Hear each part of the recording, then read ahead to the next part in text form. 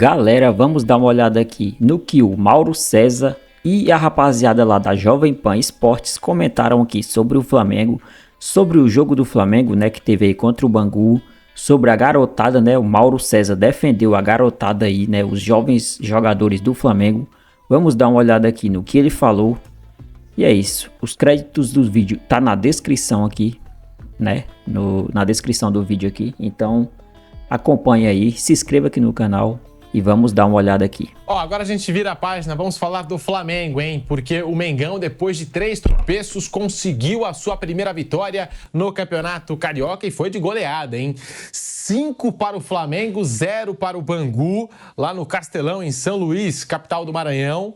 Alex Moretti do Bangu foi expulso com apenas 9 minutos de partida e isso abriu caminho aí para o Mengão passar o carro, né? 5 Flamengo, Bangu 0 e fica a expectativa para o duelo do próximo sábado para uma possível estreia, né, do grupo principal do Flamengo diante do Volta Redonda também pelo Campeonato Carioca. E já no final de semana seguinte tem a Supercopa do Brasil contra o Botafogo, hein? Então já vai começando aí a temporada do Flamengo, temporada 2025. E o que chamou também a atenção, a gente vai falar logo na sequência, mas, de novo, né, os preços dos ingressos, assim, um negócio absurdo, pouco público, se tratando de Flamengo. Ontem lotou.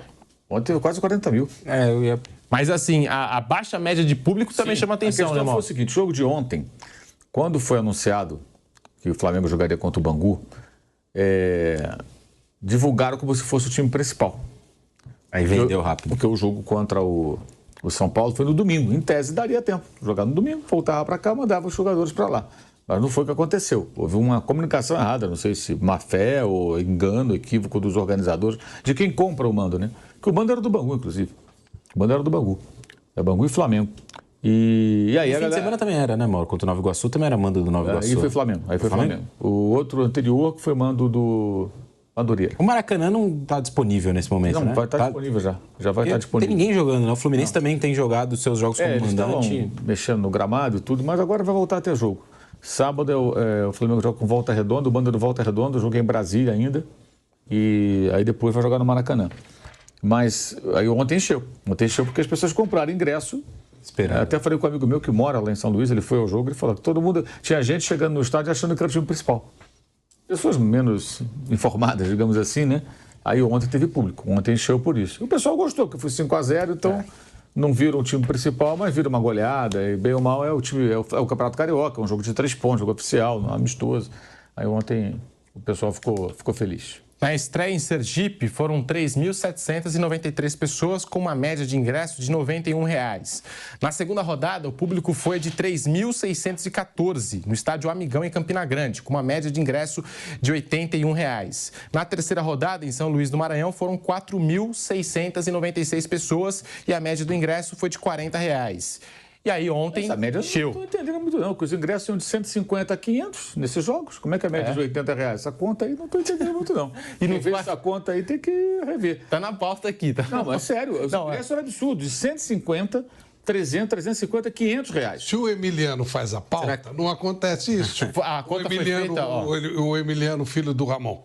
Se ele manda a pauta, ele manda certo. O cara faz a conta foi feita, número de torcedores pela renda do jogo. Aí chegaram nesse preço aqui. Manda para o Emiliano, preço médio. Ele vai dar a sugestão correta. Esses números não estão batendo muito, não. Porque os ingressos praticados, né, Mauro? Isso é matemático. Se o ingresso mais barato é 150 a meia e o mais caro, R$ 500 a meia... Caramba, 150 não tem conto. 300 e 500. Não pode dar média de 80. Não pode dar média de 80, não tem como, né? Chama o Emiliano. Só se tiver a meia da meia, né? O cara tem 2 vezes a meia entrada, aí o cara consegue. Os ingressos são absurdos, é o time de garotos, o time todo mal arrumado, mal treinado. Pô, é sacanagem isso aí. E aí ontem... O povo não foi. Pô, isso aí e assim, e quando fala, o Flamengo vai jogar na cidade, o cara, pô, que legal e tal. Quem vem aí? Vou ver o fulano? Ciclano? Não, vai ver o Pablo. Não, desculpa. Carlinhos desencantou ontem. O Pablo, ainda estou aqui. Né? E aí ontem, realmente, no quarto e último jogo, 33 mil pessoas. Pô, os caras pegam no pé do Pablo, né? Que isso. 33.077 pessoas. Mas o que a gente questionava realmente é média de público baixa até, né? Se tratando de Flamengo, por mais que seja o time B, C, super alternativo. E os ingressos, né? Lembrando que essa nova gestão herdou da gestão passada, né? Do Rodolfo Landim, esses jogos já tinham sido... Alguns nem são culpa do Flamengo, seja lá qual for a gestão. Manda do outro time. Outro time que vendeu. Na verdade, as empresas compram. Chegou, Bangu, eu tenho para você tantos R$1.000 aqui para trazer o jogo com o Flamengo. O Flamengo concorda? O Flamengo fala, tá bom, você vai me pagar quanto? Então eu vou, tá legal. E aí o ingresso é de quem organiza, ele que organiza. Eles é que devem ter tomado prejuízo, porque cresceram o olho. Se colocasse um preço mais baixo, essa média aí de 80 e tal, média 80, 70, 50, 40, eu acho que até o pessoal iria. Falar assim, peraí, um preço compatível para eu ver um time C, D do Flamengo. É um time quase D. Porque o que eles fizeram nesse Campeonato Carioca foi uma avacalhação. Eles colocaram esses garotos numa tremenda de uma roubada. Porque você pega a parte da base e põe na Copa São Paulo, um time quase sub-17. Pega os escolhidos, ou seja, aqueles que mais interessam ao técnico, leva para os Estados Unidos, o time profissional. E o que sobrar fica aí. Com quem? Com o Thiaguinho, que é um jogador que o Flamengo contratou ao Náutico há anos, está no último ano de contrato, todo ano é emprestado, volta, joga essas partidas aí de início do campeonato e é emprestado. E não tem nível para jogar no Flamengo. Ele teve no 13 de Campina Grande agora, na temporada passada. Deve ser emprestado de novo para alguém, porque ele não rescinde o contrato, teve chance de sair, mas ele não quer porque deve ser um contrato bom. Ele fala, vou ficar até o fim. E é o que vai acontecer. Aí escalou o Thiaguinho para jogar. Não tem condição. O Carlinhos, que ontem jogou bem, mas estava numa preguiça assim que eu não consigo entender. O Carlinhos está jogando para quê? Para chamar a atenção de um clube que o contrate para a Série A do brasileiro. Então, esses jogos para ele são fundamentais. Ontem foi ótimo para ele, jogou bem e tal. Então, de repente, o Vitória, que estava interessado, amadurece a ideia. Não, vamos trazer o Carlinhos. Agora, jogando nada e assim, andando no campo, muitas vezes, sabe, não se oferece, não faz um pivô, não se apresenta, só ali, a bola não chega. Ele também não chega. A história da bola não chega no centroavante já acabou, gente. Futebol do século passado. Sinceramente, o centroavante tem que correr, né, ali, tem que ajudar o time. Tem que ser um cara que se movimenta, né, eu acho que... Ainda mais o Carlinhos ali, que já... Com certeza não vai ficar no Flamengo, né? O Flamengo não vai renovar contrato com ele. Não entregou nada do que pensavam que ia entregar. Então, ele tem que se esforçar para tentar ir para algum clube, né? Se fosse por Vitória ali, talvez seria uma boa para ele, né? Tentar jogar mais partidas e mostrar que ele tem futebol que ele diz ter, né? E que ele mostrou ali no Nova Iguaçu para o Flamengo poder contratar ele. Então, o cara tem que ter mais vontade, né? Mais raça. Vamos ver o que dá no futuro aí. O centroavante também tem que procurar a bola, tem que procurar o jogo. Não é a bola só que vai chegar nele. Ele tem que se apresentar. É uma via também de mão dupla.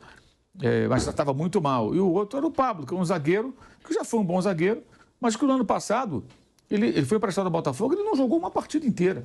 Então o cara praticamente um ano sem jogar nenhum ritmo de jogo. E o técnico muito mal, né? Então foram jogos horrorosos. Ontem, uma expulsão com 8, 9 minutos, aí facilitou muitas coisas. E aí o jogo fluiu.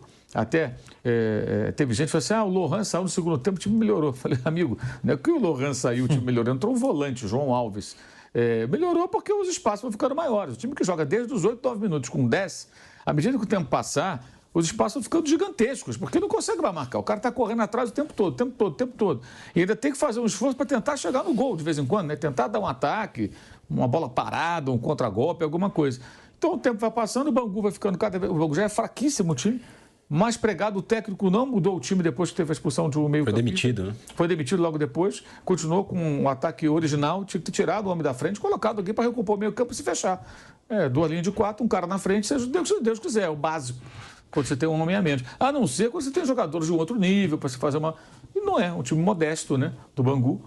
E aí o jogo ficou muito fácil. Agora o Carlinhos foi bem, de fato. Ele deu um passe no segundo gol sensacional. Ele meteu uma bola meio de 3 dedos, assim, buscando o Felipe Tereza.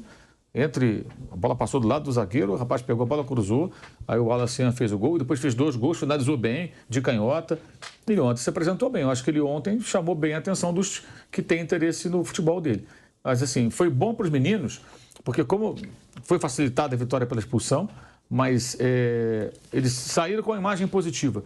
Porque o que fizeram com eles, eu considero uma maldade. Você pega os garotos, coloca para representar o time no campeonato, esses jogos passam, tem transmissão, televisão, internet, tudo, que as pessoas estão vendo, a torcida vê esses jogos. Essa é a questão.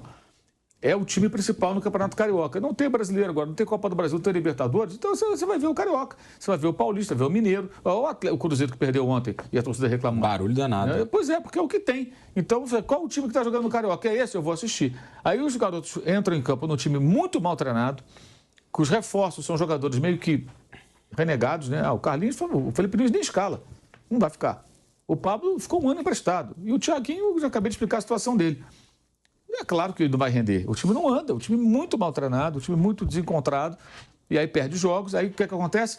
Não presta ninguém. O torcedor, cara, que eu falo, são os carniceiros da rede social. O cara não perdoa. Ele olha para o jogo, vê 5 minutos, tudo ruim, ninguém serve. Aí os garotos, eles vêm na rede social.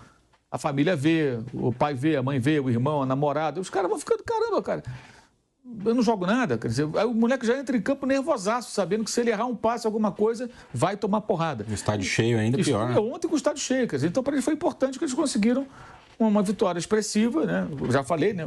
Com um homem a mais, tornou as coisas muito mais fáceis, mas eu fiquei feliz por eles, assim, os garotos saíram, porque é muita sacanagem.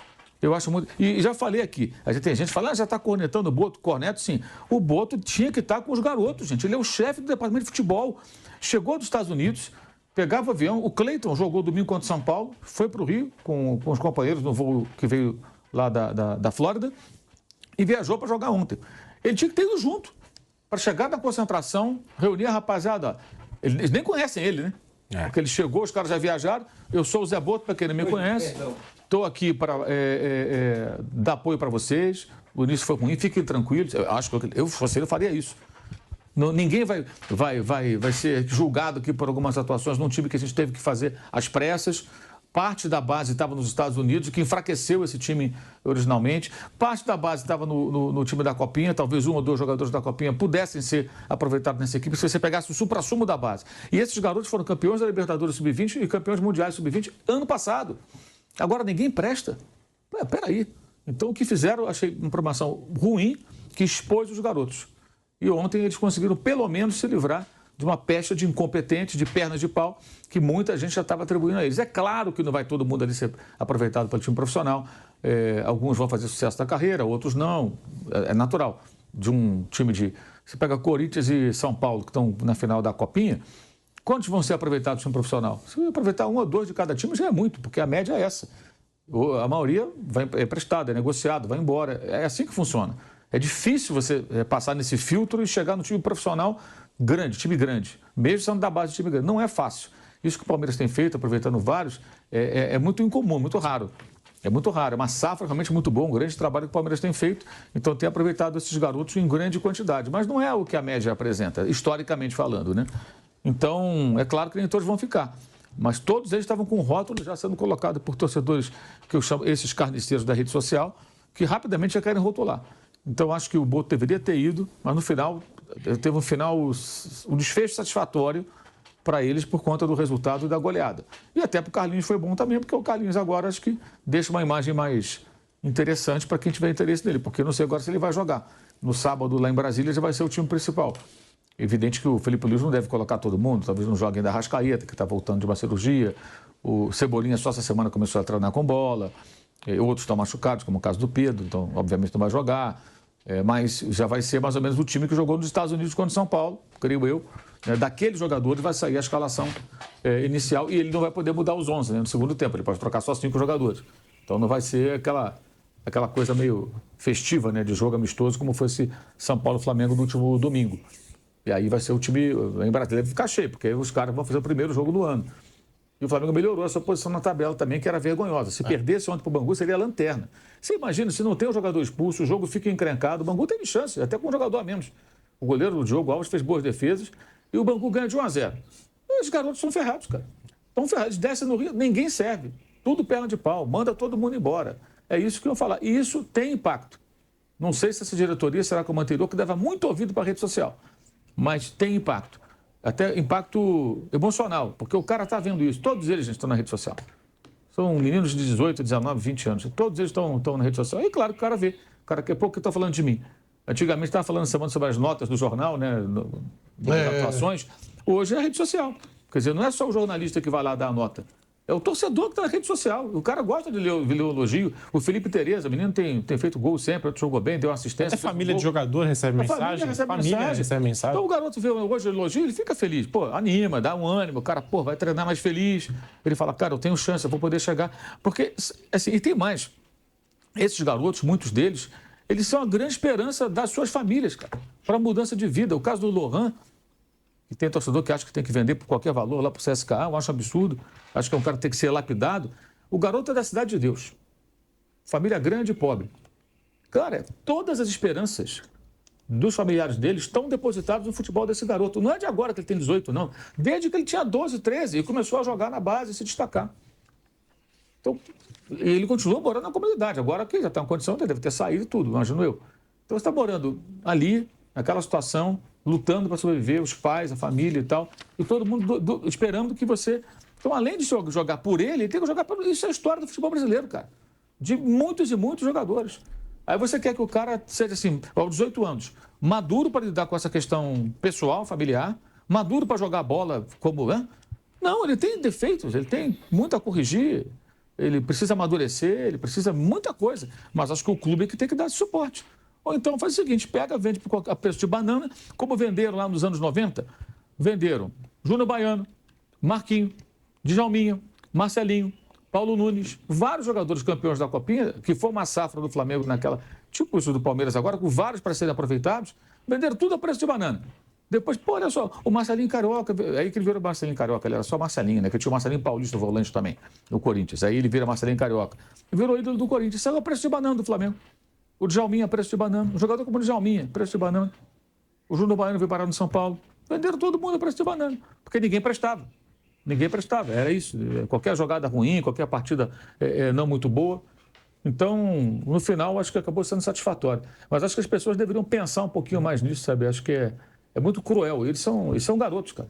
São garotos. Eu acho engraçado que parece que esses caras nunca tiveram 17, 18 anos, sabe? Já nasceram maduros, prontos, profissionais, já são ótimos no que fazem, infalíveis. Tem que haver uma compreensão. E isso não significa, claro, que não existe uma avaliação. Por exemplo, aí esse jogador você vê e fala que esse cara não vai se firmar nesse time. Tem que vender, é a primeira chance. Você pode estar errado na avaliação, né? Eu acho, por exemplo, que o Lohan é um jogador que tem potencial demais, que tem que ser explorado e aprimorado. Outros você acha que não. Por exemplo, quando o Natan foi vendido para o Red Bull Bragantino, eu achei uma boa venda. Porque ele não ia jogar nunca no Flamengo, ele tinha 5 zagueiros na frente dele. Então não ia jogar, ele foi para o Bragantino, jogou, fez um bom jogo, foi para o Napoli, o Flamengo preservou um percentual, o Bragantino lucrou, o Flamengo lucrou, o Natan lucrou. Hoje ele está no Betis, segue uma carreira europeia, virou um novo Aldair? Não virou. Nem vai ser pelo jeito. Mas conseguiu se estabelecer na Europa, está no segundo país dele, segundo clube. E se ele ficasse lá no Flamengo, ele não ia jogar nunca. Tem um outro zagueiro do Flamengo que está no Porto, chamado Otávio. Não jogava. E não mostrava qualidade. Ele foi para o Famalicão, se não falha a memória, um time de Portugal. Lá se destacou, foi vendido para o Porto, 10 milhões de euros. E o Flamengo ganhou um percentual, porque tinha lá um percentual grande ainda do jogador. Nesses casos, é o jogador que não vai se firmar aqui e acaba, às vezes, evoluindo num outro clube, muitas vezes fora do Brasil. Mas se você reter eternamente, ele não vai desenvolver, ele não vai jogar, ele se desestimula. Não é fácil fazer essa escolha. Agora, aqueles que têm um potencial maior, eles acho que merecem um olhar um pouco mais paciente. Se você não quiser desperdiçar um talento. Aí você vende preço de banana. Aí vira o outro Paulo Nunes, o outro Marcelinho Carioca. Então é isso, rapaziada. Essa foi a análise do Mauro César aqui, né? Falando sobre a molecada aí do Flamengo. E eu acho que ele tá certo aí, né? Porque tem que valorizar os moleques também, né? Muitos foram campeão, como ele falou lá do ano passado, da Libertadores, Mundial, tudo. Libertadores, né, no caso. E eu acho que é isso. Eu acho que ele tá certo mesmo nessa análise. Então é isso, o vídeo foi esse, né? Deixe seu like aqui, se inscreva no canal antes de sair, dá essa força aí pra nós. Então, vídeo aqui todos os dias aqui sobre o Flamengo, contando as notícias do dia, né? Da semana, do mês, as notícias mais importantes. Deixe seu like, se inscreva no canal, não esquece. E comenta aqui o que você achou. E sua opinião aí, se ele tá certo ou não. Comenta o que você acha. E é isso, valeu, até a próxima.